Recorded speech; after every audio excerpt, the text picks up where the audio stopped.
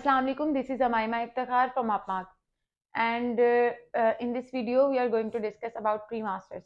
Basically, pre-masters क्या है, किन स्टूडेंट्स के लिए ये डिज़ाइन किया गया है, किन बेसिस पे यूनिवर्सिटी आप डिसाइड करते हैं कि आपको प्री-मास्टर्स लेना चाहिए. So watch this video for all the answers. Let's get started. सबसे पहले मैं आपको ये बता दूं कि प्री-मास्टर्स किसको कहते हैं. प्री-मास्टर्स लेट्स से एक आपका पाथवे है, आपके आपके मास्टर्स के लिए एक फाउंडेशन होता है. अब ये क्यों ज़रूरी पड़ता है कि आपको ये फाउंडेशन लेना पड़े अपने मास्टर्स के लिए. या तो आप जो है एकेडमिक रिक्वायरमेंट मीट नहीं कर रहे, ठीक है, या तो वो यूनिवर्सिटी आपकी जो परसेंटेज है, लेट्स से कुछ यूनिवर्सिटीज़ हैं, बल्कि मोस्टली यूनिवर्सिटीज़ 55% अबाउट से दे देती हैं आपको एडमिशन मास्टर्स में, बट टॉप यूनिवर्सिटीज़ आपको 55 पे नहीं देती मास्टर्स में एडमिशन, ठीक है. अच्छा, टॉप यूनिवर्सिटीज़ में अगर आपने मास्टर्स करना है तब भी आपको जो है प्री मास्टर्स लेना पड़ता है कुछ मंथ्स का. उसी यूनिवर्सिटी के जो एम्बेड कॉलेज है वहाँ पे आपको अपना वो करने के बाद ये फाउंडेशन प्री मास्टर्स करने के बाद आपकी प्रोग्रेशन हो जाती है. But most of the cases की मैं बात करूँ तो ये तब होता है जब आपके 2:2 से भी कम होते हैं, मीन्स के 55% से कम आपकी परसेंटेज होती है, तब आपको प्री मास्टर्स लेना पड़ता है. आइल्स की रिक्वायरमेंट ऑलमोस्ट सेम है, सिर्फ कुछ यूनिवर्सिटीज हैं जो ओवरऑल 5.5 पे आपको लेती है. अदरवाइज आइल्स की रिक्वायरमेंट वही है 6 overall, no band less than 5.5.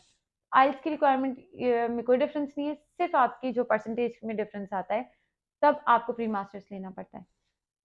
कुछ यूनिवर्सिटीज 1 टर्म का ऑफर कर रही होती हैं, कुछ 2 टर्म्स का कर रही होती है. हर ये वेरी करता है यूनिवर्सिटी टू यूनिवर्सिटी. सेकेंडली, एक तो लेट्स से कि आपकी 16 ईयर्स ऑफ एजुकेशन थी, लाइक 2+2 या ऑनर्स डिग्री, और उसमें 55, अगर 2+2 था, एग्रीगेट आपका 55 से बिलो बन रहा था, और अगर आपका ऑनर्स डिग्री थी फिर भी आपका 55% से बिलो बन रहा था और आपने फाउंडेशन ले लिया, एक तो ये केस बन गया. दूसरे नंबर पे आप there are some universities, only few, I guess 3 और 4, जो कि आपको आफ्टर 14 ईयर्स ऑफ एजुकेशन भी फाउंडेशन ऑफर कर रही होती हैं, ठीक है. अच्छा, आफ्टर 14 ईयर्स ऑफ एजुकेशन आपका फाउंडेशन सिर्फ 3 या 4 यूनिवर्सिटीज ऑफर कर रही हैं, एंड वो फिर 1 साल का एडिशनल, या कुछ यूनिवर्सिटीज उसमें से जो है वो 2 साल का एडिशनल जो है वो एक्सपीरियंस रिक्वायर कर रही होती हैं इन स्पेसिफिक प्रोफेशन. अच्छा, अब आ जाते हैं कि 2 तरह से आपको फाउंडेशन मिल गया. अब आपकी इसमें देख लिया कि इंग्लिश रिक्वायरमेंट भी सेम है, सिर्फ आपके एकेडमिक या लेवल ऑफ एजुकेशन पे मैटर कर रहा होता है.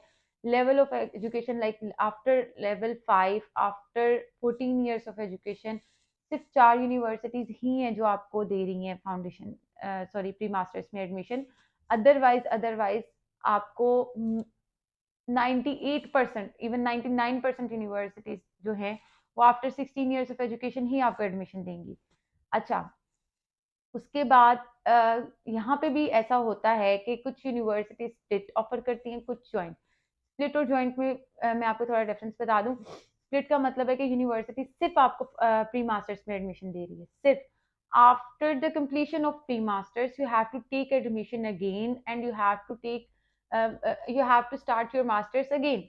बट इन ज्वाइंट आपको एक ज्वाइंट एडमिशन मिलता है, आपको सेपरेट से बाद में मास्टर्स में एडमिशन नहीं लेना पड़ता. लेट्स से कि you are going into Huddersfield university for your pre master, और वो आपको ज्वाइंट दे रहे हैं. आपका हडर्सफील्ड में ही आपका फाउंडेशन वो प्री मास्टर्स होगा, and after the completion of your pre master you'll progress into your masters. तो आपको एक सेपरेट दोबारा से अपना एडमिशन प्रोसेस नहीं करना पड़ेगा. में जा रहे हैं तो ऑब्वियसली आपके पास एक लिबर्टी होगी after the completion of your pre masters कि आप अपनी जो यूनिवर्सिटी चेंज कर सकें, ठीक है. लेट्स से कि आपने टॉप यूनिवर्सिटी से प्री मास्टर कर लिया, बट